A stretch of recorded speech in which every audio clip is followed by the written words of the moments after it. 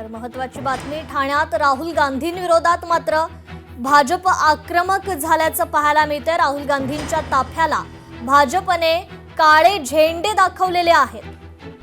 आज राहुल गांधी भिवंडी सत्र न्यायालयाकडे रवाना झालेले आहेत। सुनावणी आहे आणि त्याच पार्श्वभूमीवर ठाण्यात मात्र राहुल गांधींविरोधात भाजप आक्रमक झालेला आहे। राहुल गांधींच्या ताफ्याला काळे झेंडे भाजपकडून दाखवण्यात आलेले आहेत। महत्त्वाची अपडेट, राहुल गांधी सध्या भिवंडी सत्र न्यायालयाकडे रवाना झालेले आहेत। मात्र ठाण्यात भाजपकडून राहुल गांधींच्या ताफ्याला काळे झेंडे दाखवण्यात आलेत।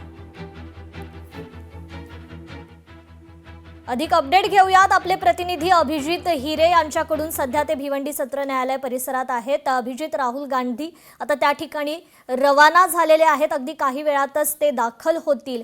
त्या ठिकाणी काय वातावरण पाहायला मिळतंय?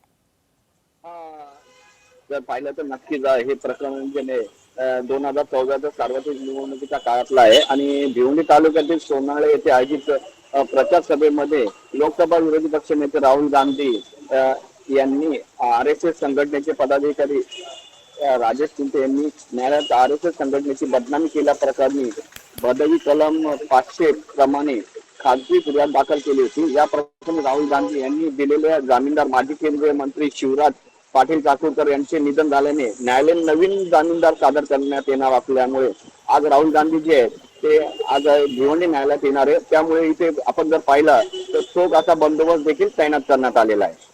जी, निश्चितच अभिजित, धन्यवाद आपण दिलेल्या या अपडेट संदर्भात।